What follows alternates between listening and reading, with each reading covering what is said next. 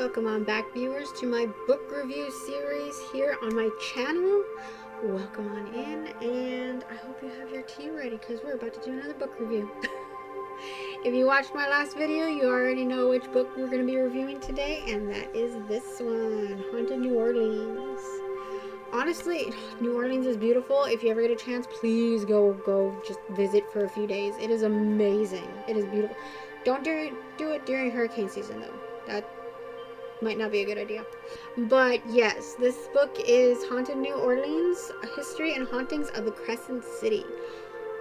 Before I read this, actually even just like a few minutes ago, I didn't know why it was called the Crescent City, why they named it the Crescent City. I was like, it's not in the shape of a crescent, like, was it founded under a crescent moon or something? But no, they call it the Crescent City along with the Big Easy. Still not sure about that one. But they call it the Crescent City because of the crescent-shaped turn it takes around the Mississippi River, which is basically where it was first originally located before it like really expanded. So that was a nice little interesting thing to learn. This book is written by Troy Taylor. It's written right there. There we go. And it is part of the Haunted America series, which has about like 300 other books, over 300 other books, along with this one in its little series, obviously going through the entire of America. Haunted, of course. The other book in this series that I saw, I actually saw it when I was there. I just didn't get it, which I regret it now. I really regret not getting it. But it was called New Orleans Vampires, talking about possible sightings or possible people that might be considered vampires in New Orleans. Not confirmed. Possibly. But yeah, I did see this. I did buy this book in New Orleans. I can't remember the name of the bookstore. I don't remember the name of the bookstore I got it in, but it was near Bourbon Street. I don't remember, but like I bought the book and then we went down to Bourbon Street. So it was somewhere in that area. This book I bought for 20 bucks. I bought this book for 20 bucks in New Orleans. You can find it on Amazon, this exact same paperback, for like $12. Reading that, I was kind of shocked. Like, okay, not kind of shocked. I was very shocked. I was like, really? I paid more and I got it in the actual city it's written about? But I can understand, like, obviously I don't have to wait for like shipping days and everything like that. I got it right then and there. And it is, like I said, from the actual city it was written about.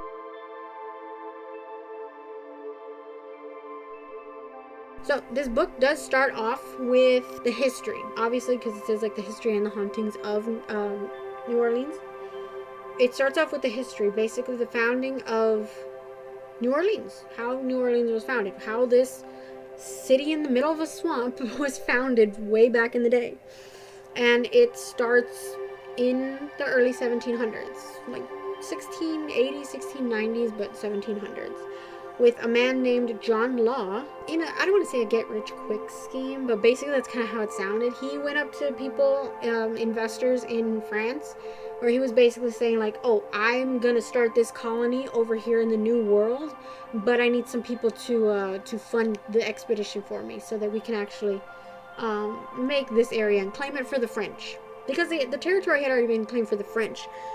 Florida had already been claimed for the Spanish, which is why there's like a lot of Spanish-speaking people there. And the Caribbean islands, same thing. Spanish had already claimed those areas, so they're like, we need to claim this area as part of the New World. So like, I need money, I need investors and things like that, and I'm for sure gonna get a colony started. So yeah, give me the money.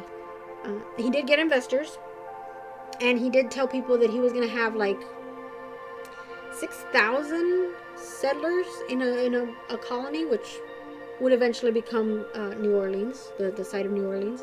6,000 settlers and like about 1,200 slaves to basically work and build everything that was going to be the city, because during this time there was still slaves.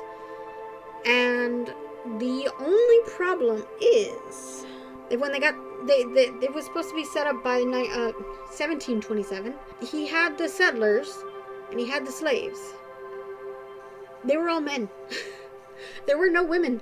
So they said the problem was, like, one of the people who, like, a supposed report or something that was written back in that time basically said the people aren't working because the men are chasing the Native American women around, because there were no French women there in New Orleans, or what would become known as New Orleans. So in Paris, in their prisons, they were trying to basically empty them out. Like, there was too many people, we need to get rid of some of them, so we're gonna give some of y'all a deal. They gave, it sounds strange of me to say this, they gave the prostitutes a choice. Either stay here and serve out your sentence of prostitution, or become a citizen of New Orleans. I mean, honestly, how many of those women would have said no to that deal? Like, why would I want to stay in a prison in Paris? Like, yeah, it's Paris, but it's prison. So they packed up all of these prostitutes and sent them to the New World and to New Orleans. These became the first wives of all of the people that settled in New Orleans, because nobody knew that they were, well, maybe some of them knew that they were prostitutes based on, like, the way they acted or the way they dressed or whatever. But yeah, like, the first wives of New Orleans were prostitutes that were released from prison. Prison prostitutes. That sounds weird to say, but yeah. So the city is founded and created, and it's starting to expand a little bit because more people are living there. These men and former prison prostitutes have made families, and they're starting to, like, populate the city and everything. And heavy French, like, they were Canadian French at the beginning, but obviously sending the French from France over, still heavily French. But it eventually got to a point where people started trading the land of France, the claimed territories of France, between each other, not even to different countries. It was just straight up between France and Spain. They, without New Orleans even realizing it, France decided, here, Spain, you can have New Orleans, it's okay. The only way New Orleans found out that they were given to France, or to Spain, was because they started sending over Spanish governors to basically govern the place, to rule over the city and everything. Again, it went back to France. It went back to France after, or during the time of Napoleon. Napoleon needed money to fund his war, obviously, so he sold it to America in the Louisiana Purchase. Most Americans know of this thing, the Louisiana Purchase. I did not know that it was between Napoleon and Thomas Jefferson. That's one thing I didn't know. They didn't teach us that in school. I didn't know about the Louisiana Purchase. I didn't know it was between those two men. So he bought the everything west of the Mississippi, all the way to what they claim is to the Pacific Ocean, although I don't think it technically went that far, for about $15 million. In today's money, I don't know how much that is, but I'm pretty sure it's a lot. Like, a lot. The people of New Orleans did not like this, because they became Creole. They were named the Creole people. The Creole ladies didn't like the fact that they were going to be American now. They were now technically American. Everything about Americans to these heavily influenced French people were what they just thought Americans were barbarians. Everything about Americans was just wrong, and they didn't want to have anything to do with it. It got so bad that once more Americans started flooding into the city, because everybody was talking about this really amazing city at the bottom of Louisiana. All of the Americans wanted to go see it, especially now that they were allowed to, because it was part of America. There were a lot of altercations. There were a lot of, like, fights and scraps, and the Creole ladies would always look down their nose at the American ladies, being like, you can't sit with us. Like, they were just like that. They were very Mean Girl-like. And the American ladies didn't really like this. They were like, well, fine, if you want to invite us to your table, we'll just create our own table. And that's what they did. They eventually got to the point where there was the Creole area, the Creole Society, which was the French Quarter. Original New Orleans right there. The Americans, since they weren't really accepted into New Orleans decided to create their own little area, the American sector, the American society, still part of New Orleans, but separate because they weren't allowed in. They weren't wanted in New Orleans. And to make sure that none of these fights got too out of hand, a congressional act, like Congress literally had to get involved to make sure that these two peoples didn't fight amongst each other now that they were one peoples. So they created what was basically like a neutral territory, a neutral area in New Orleans, a neutral section of land, so that nobody could do anything. Like, you don't mess with them, they don't mess with you, whatever. You guys play fair in this area.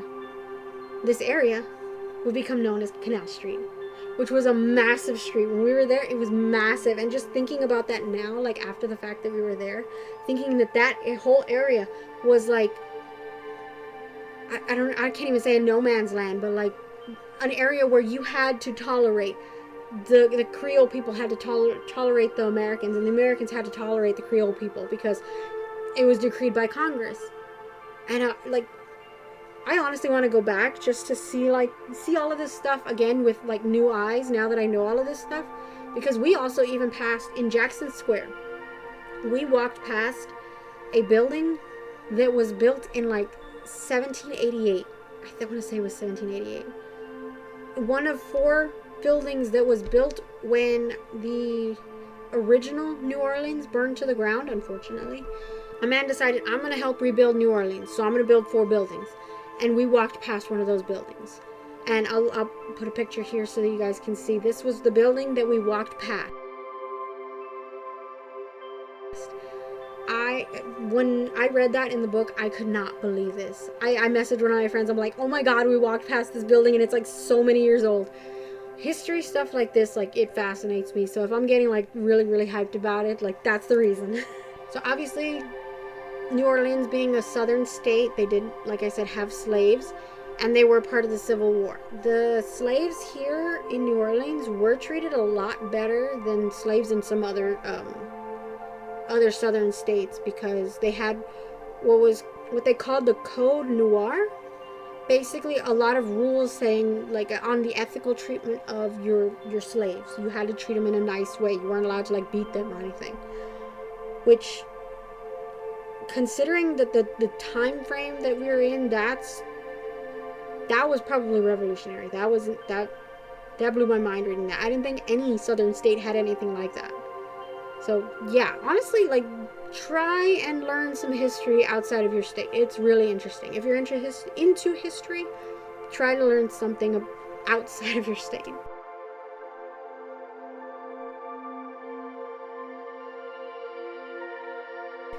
Now onto the hauntings. Obviously, there's some other stuff that I'm not going over in the history. I'm not going through the whole thing, because it does talk about go through a longer history of the Civil War.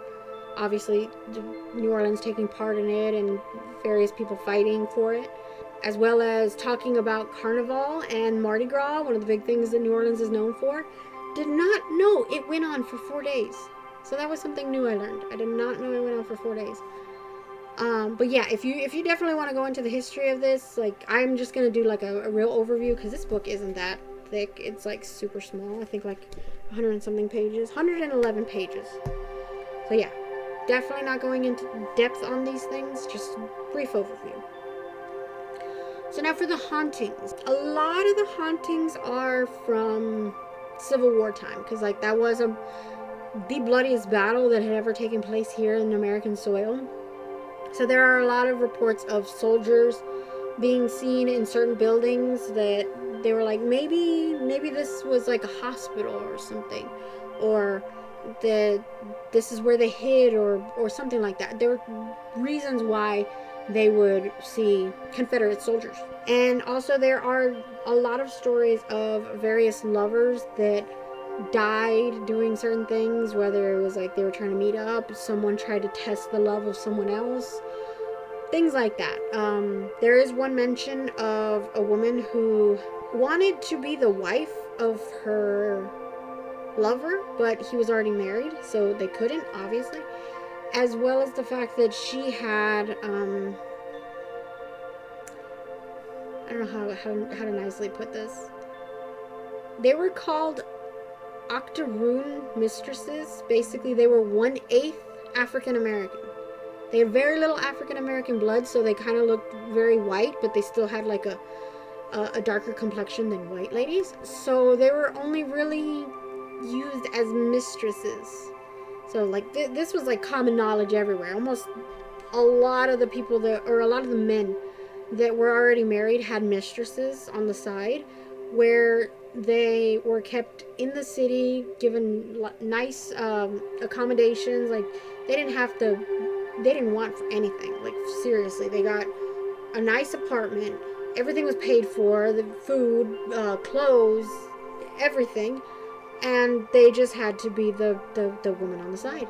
And they couldn't ask for anything more. They couldn't ask for marriage. This one girl did. She wanted to be married to the guy. And the guy was like, no, we can't get married. You know why we can't get married? And she's like, no, I want to marry you. She's like, I want to marry you so much. I'll do anything. And this fool, I don't know why, for some reason, he decided he was going to put that to the test. Her saying that I will do anything, he decided to put her to the test, and he said, okay, it's like a freezing December night. You know what? If you go up to the roof and stay there completely naked, no clothes, nothing, just you stay out there and watch the sunrise, I will know you are completely devoted to me and I will marry you. This girl was like, this is my chance. I can do this. Her man went off into another room and decided to start playing cards and drinking with one of his buddies and everything. She was like, okay, got out of bed, took off all her clothes, walked up to the roof, and stood there. She was like, okay, it's cold, it's freezing, it's cold. And by the time he went to bed, like in the wee early morning, he realized she's not there. Her clothes are on the floor. Oh my God, she actually did it. So he really quickly ran up to the roof and saw her frozen body there. She died on the roof because she froze to death.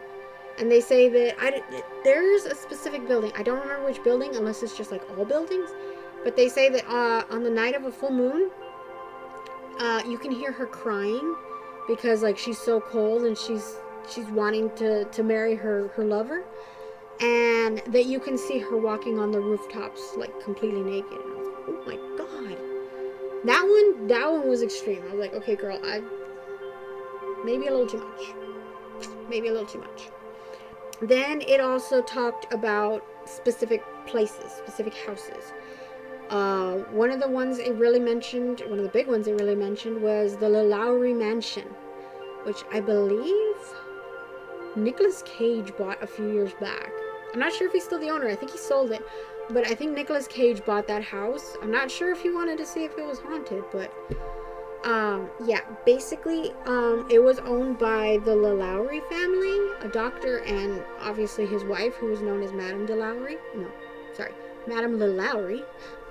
It has a really, how do I explain this?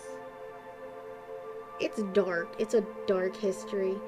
There were times where people would see or hear like a lot of screaming and things like that coming from the mansion, but they were like, oh no, it's a respectable family. There's nothing happening there.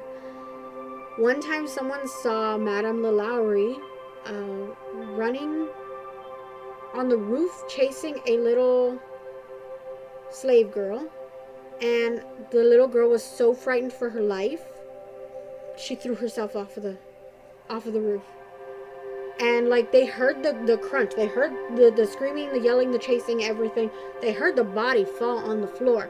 But again, it was like, no, we probably didn't see that right, because that family's too respectable, so nothing like that could have happened.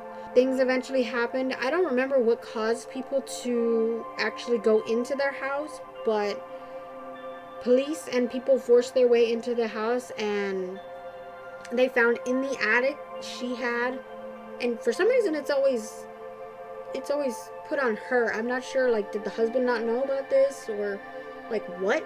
Or like, did the rest of the family not know about this? Did they just not care? What? But In the attic, they found several slaves chained up to the walls or to wherever they could on the thingy, looking really malnourished, like they were being starved to death.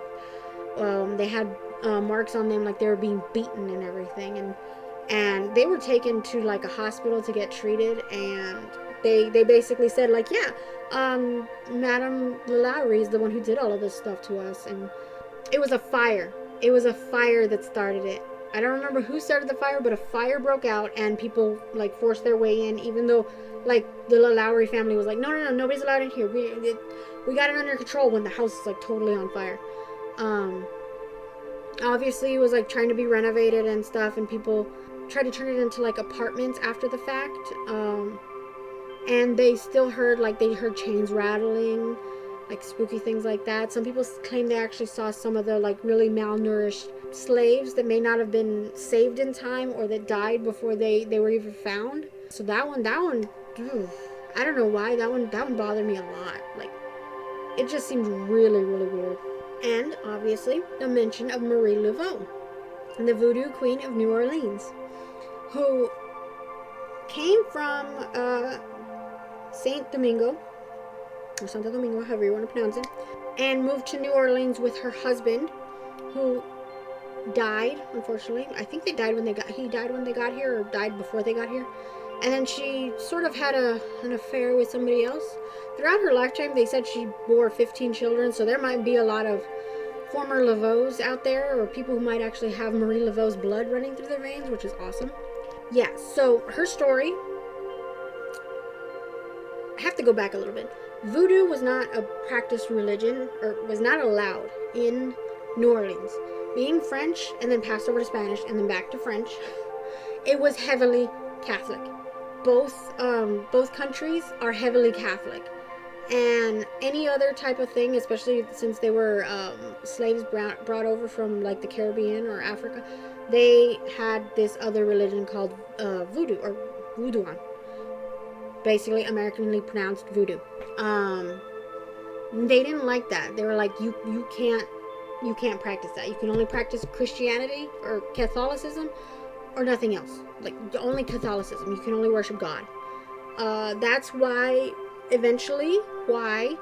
many of the saints from Catholic and Christian religions are found in voodoo, because it was kind of their way to still practice their faith while having their masters or their owners believe that they were of the Christian or Catholic faith. So they took some of their iconography over to their own faith so they could still practice it.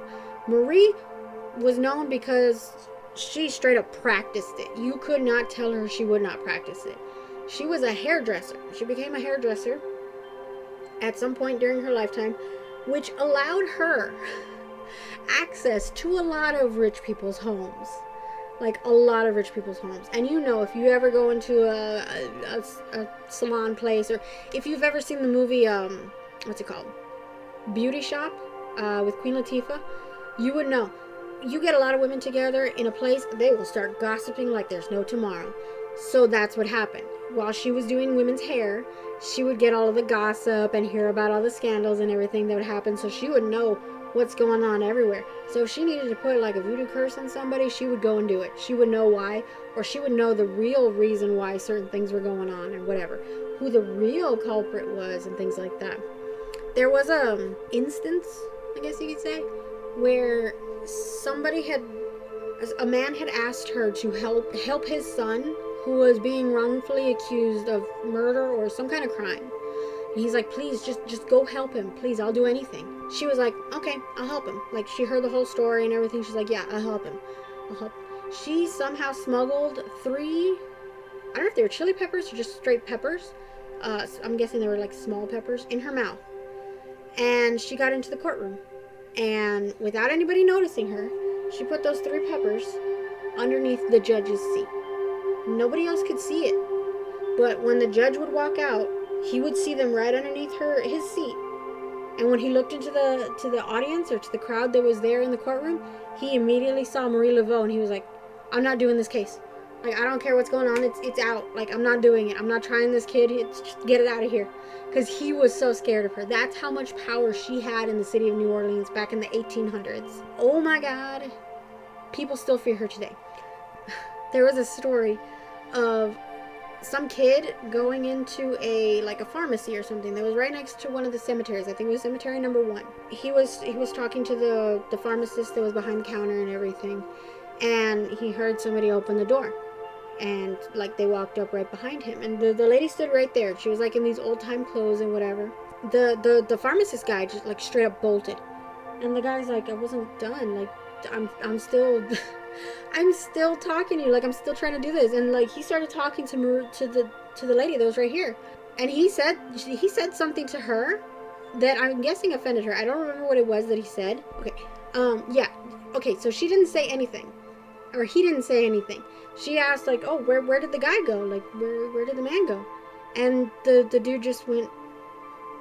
Apparently the shrug offended her. I don't know if that meant something different back in the day or what, but this lady turned to him and just slapped him right out of him.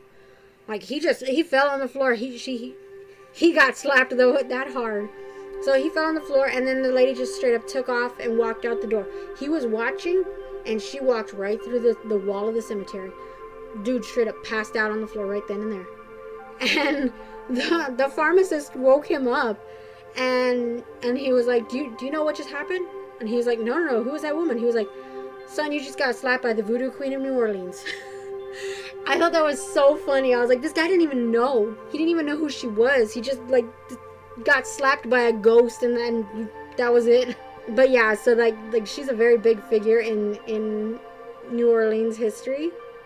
So it was nice to learn a little bit about her. I kind of want to see if there's any books specifically about her, because I feel like that might be an interesting read, especially like with all of I want to know how she got the title of the Voodoo Queen of New Orleans. Like, why?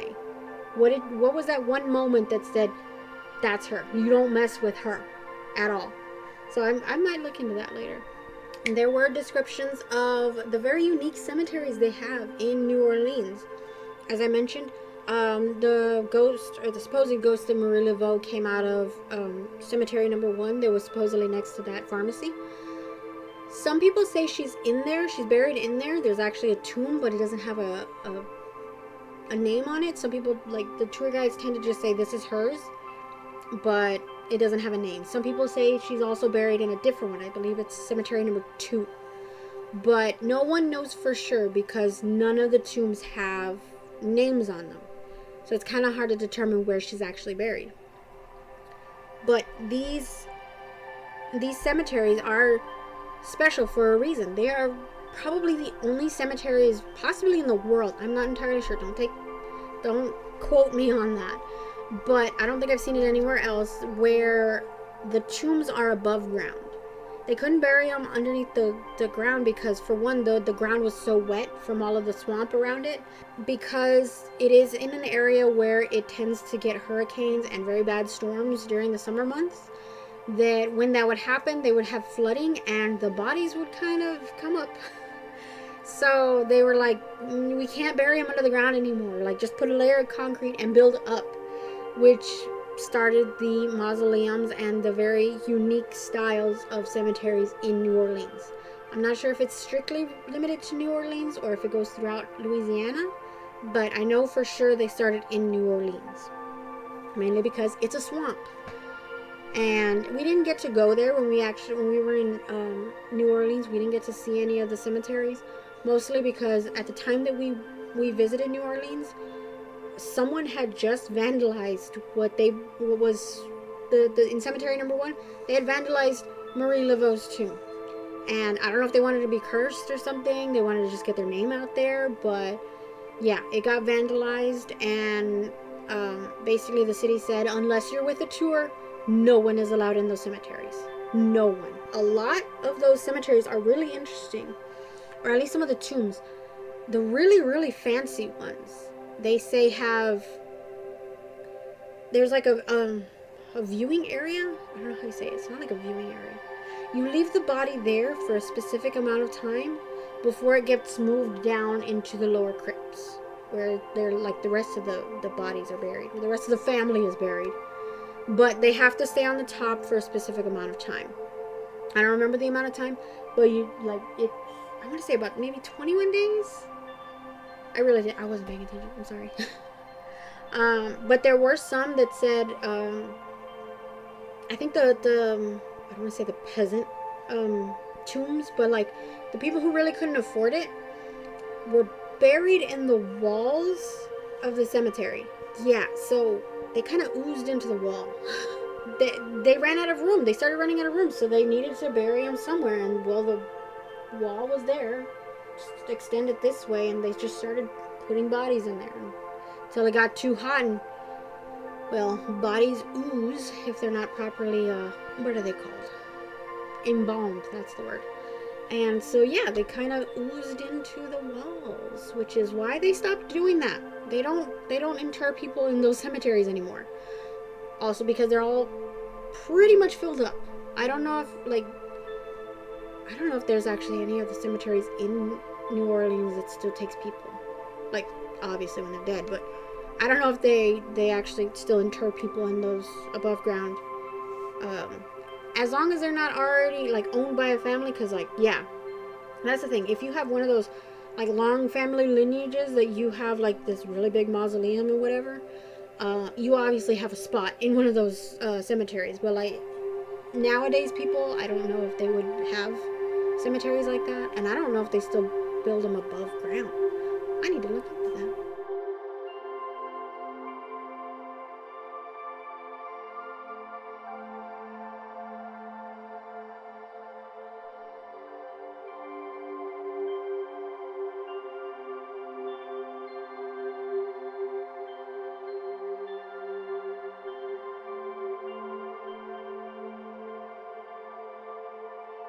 It was sad to read some of the stories about some of these really amazing sounding haunted places that had already been torn down.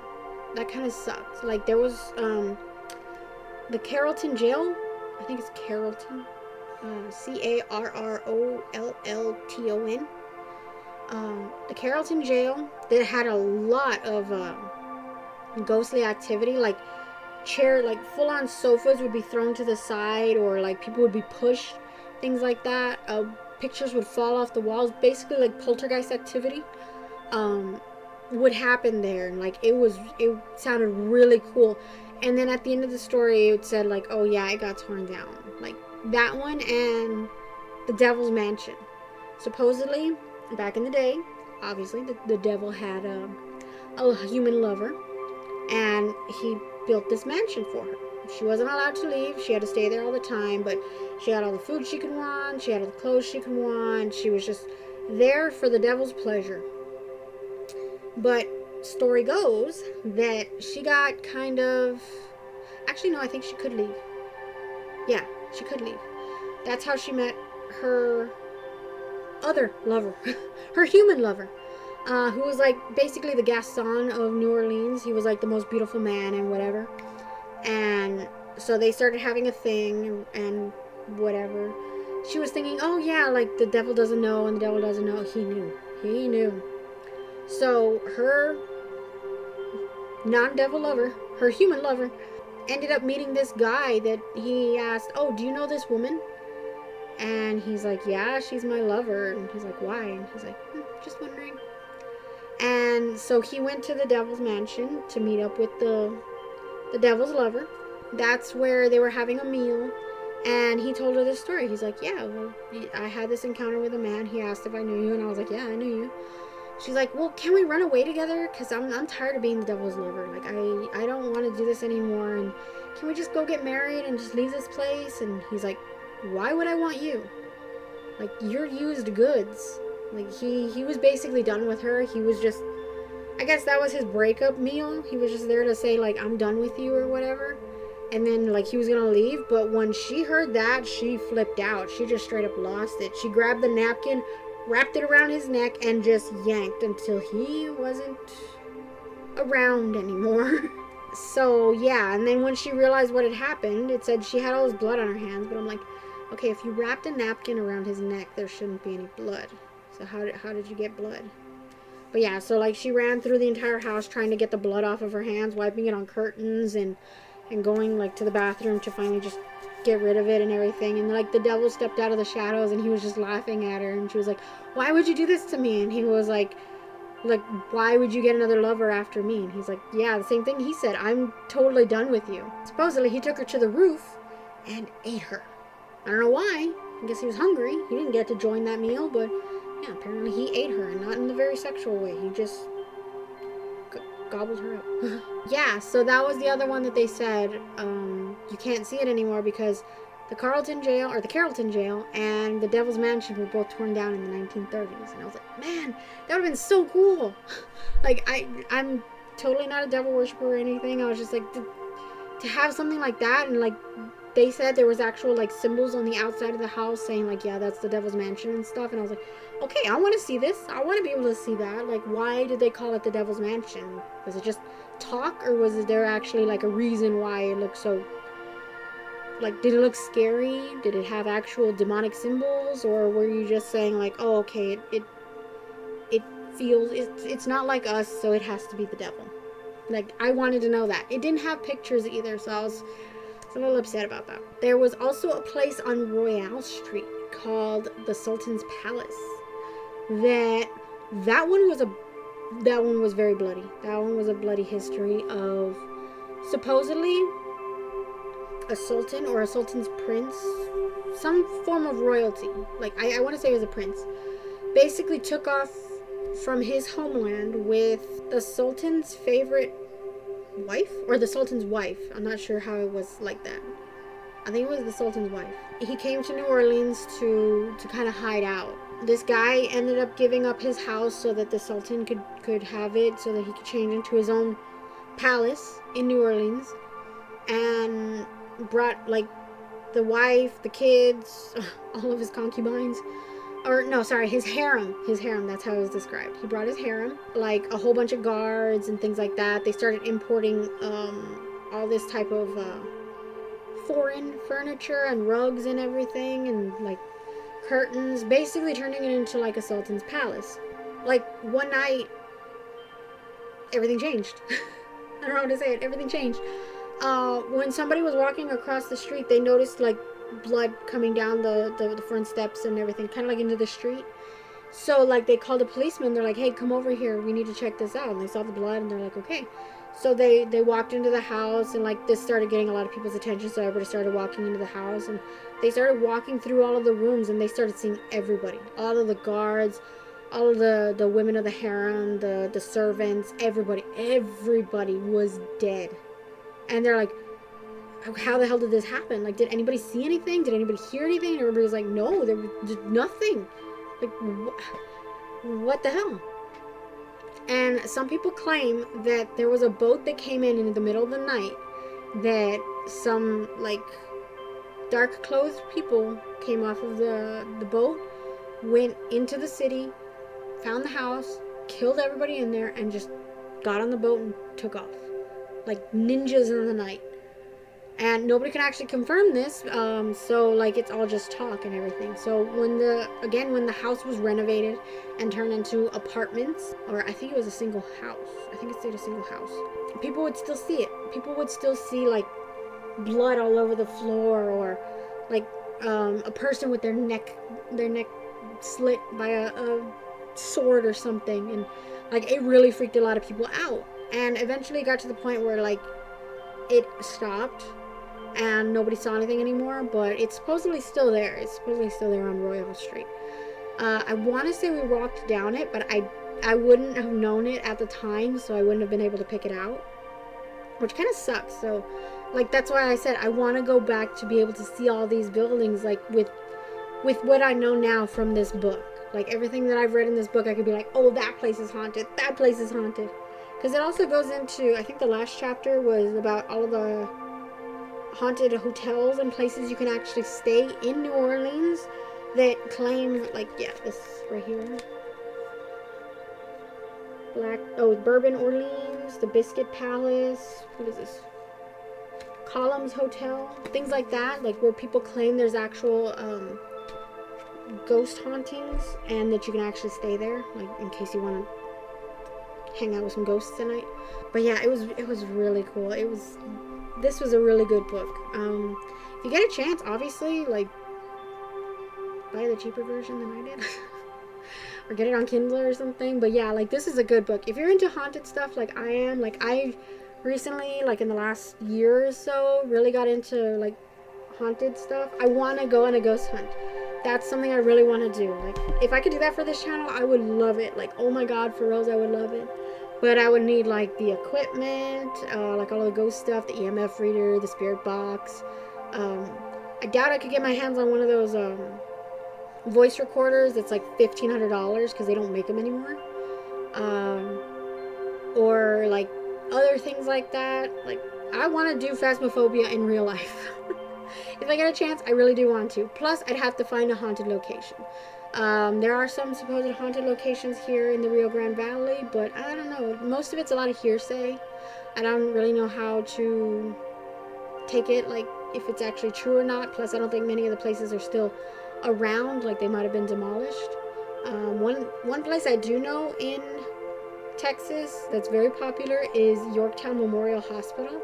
But that's, like, in North Texas. Like, way North Texas from me. But yeah, hopefully, if I can get this YouTube channel really going, I do want to eventually go on a ghost hunt, whether it's by myself or with a group of people. Like, either way, I want to try.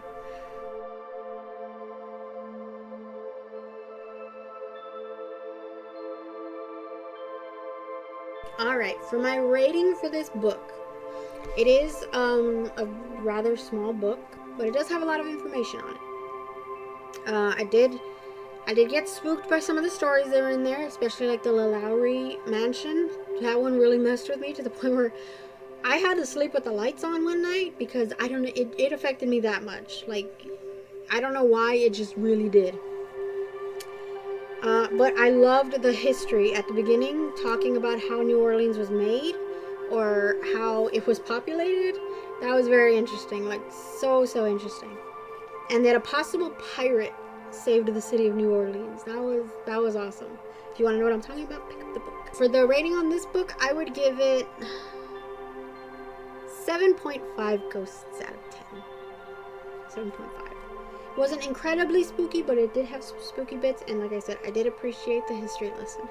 So yeah, thank you guys for watching this this book review. I hope you guys are enjoying this series. I am definitely enjoying reading all these books. Like, I'm definitely dipping into a lot of different genres than I'm used to.